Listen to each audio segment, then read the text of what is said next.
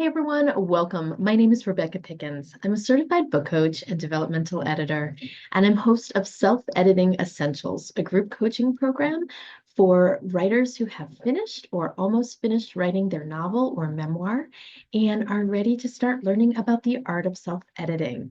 If you would like to learn more about the services I provide writers, just look for links in the comments section.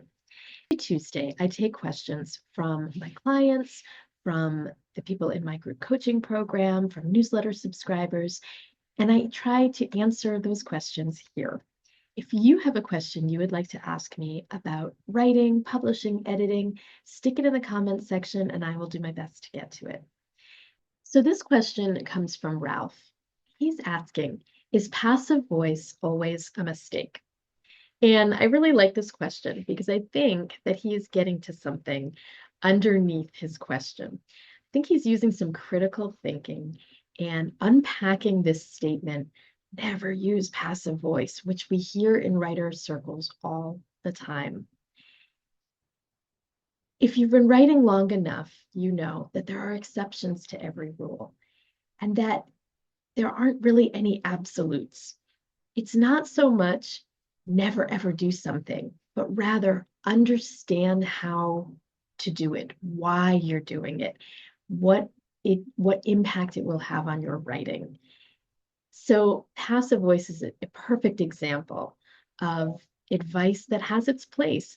Passive voice really can have a negative impact on our writing, but likewise, it can be a really powerful tool. And I want to show you the pros and cons of using this form. So first, what is passive voice? Passive voice is simply when the subject of the sentence is not doing the action, but instead something is being done to it. So here's an example of a passive sentence. The letter was mailed yesterday. See how the letter isn't doing anything. It's having something done to it.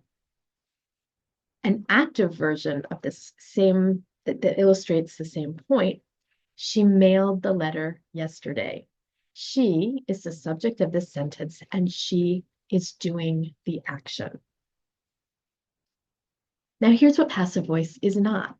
Writers sometimes mistake any kind of vague sentence as passive, when in actuality, there are a lot of ways to craft a vague sentence, and it does not necessarily mean that it's passive. And this distinction is important because if you're trying to fix a sentence because it reads as vague and it needs to be activated, knowing whether or not you're looking at a passive sentence is important in terms of how you will approach and fix it.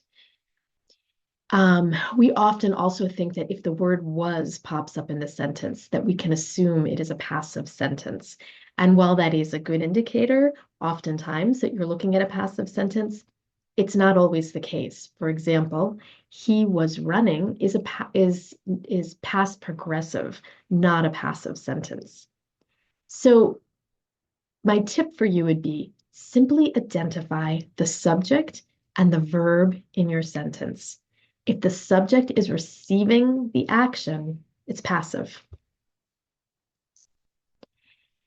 So we'll talk first about the problem with passive voice. And this is what you're probably hearing when you're being told by people in your critique circles, or maybe an editor has told you that the sentence is reading with a passive voice.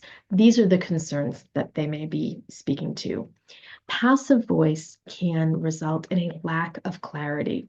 Let's look at this example first. Mistakes were made. Well, that's fine, but by whom? Who made these mistakes? Who can we hold accountable? We don't know. We don't have enough information. Vagueness in this instance is obscuring responsibility, which is why it's common to use passive voice in political or bureaucratic language. Now watch how it can be fixed. Mistakes were made turns to I made mistakes. I, being your subject, is doing the action, making mistakes. And suddenly, all that vagueness evaporates. We have clarity. We know exactly who made the mistake. We know exactly who to hold accountable. Another problem with passive voice is it can be very wordy. Passive constructions simply require more words to make them, and that can make your writing sound clunky. Let's look at some examples. The last slice of pizza was eaten by the dog. There's nothing wrong with this sentence. It's grammatically correct. It makes its point. But look what happens when we take it out of the passive voice and streamline it in a more active voice. The dog ate the last slice of pizza. The meaning does not change at all. And yet, look how much tighter and how much more succinct that sentence is. Nothing is lost by eliminating those extra clunky words. Passive voice can also make for a very weak tone. Passive voice tends to reduce the sense of urgency or impact in the sentence that you're building. The alarm was triggered and the building was evacuated shortly after. This is a very passive sentence, and it's hard to feel that urgency or really feel like we're in this moment. But when we tweak it just a bit and take it out of the passive voice, things really look different. Someone triggered the alarm and we rushed to evacuate the building. See how much more active that is. There's more urgency, there's more excitement. So those are examples of when we want to avoid passive voice and why. But like I said, there are reasons to embrace passive voice. It can be the right choice in many instances. One such case is when the actor is unknown or irrelevant. In the sentence, my bike was stolen, the point is not who stole the bike. The point is, oh, I don't have a bike anymore. That's where the emphasis is. And so we don't need that. We don't need that active voice. We don't need to know who stole the bike. They are irrelevant in this moment. The monument was built in 1845. In this instance, we want to spotlight the monument. At this point, so many years later, the builders are of less interest. They're less consequential than the fact that that monument still stands there. So by using passive voice, we're very mindfully shining a spotlight, showing people what they're supposed to be focused on. We can also use the passive voice to emphasize the action or recipient of something. She was awarded the Nobel Prize. So in this case, the focus is on who the recipient was. The committee that actually awarded the Nobel Prize is not of great interest. We want to know who this person is, this amazing figure who actually received the acknowledgement. In the second sentence, we're focusing on a breakthrough. A cure was discovered. The emphasis is on the cure. Another really fun way to use passive voice is to use it to vary sentence rhythm and style. It can be very stylistic, artistic construct. We see this especially in narrative. Here's from The Great Gatsby.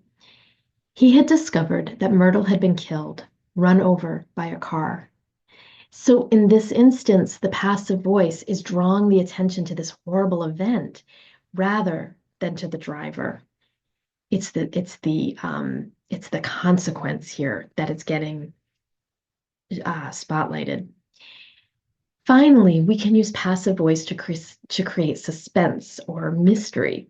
Crime and thriller genres will often use passive voice to withhold information from their readers. That's how we build that suspense.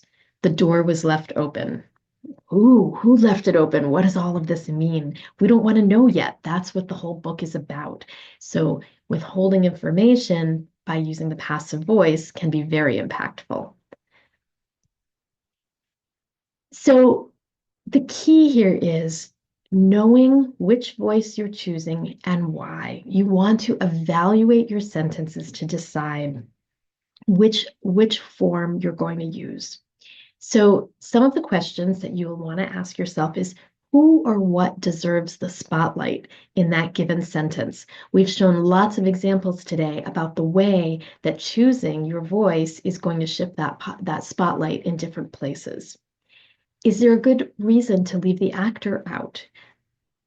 Is the actor a distraction, someone we don't actually need in the sentence because it's what they did that matters more? Does the rhythm or the cadence or the artistry of your story get impact by using a passive voice?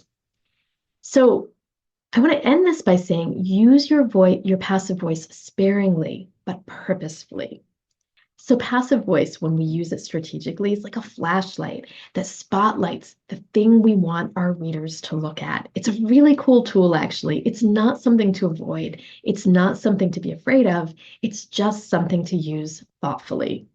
I hope this was helpful for you. If it was, please hit like and subscribe to my channel.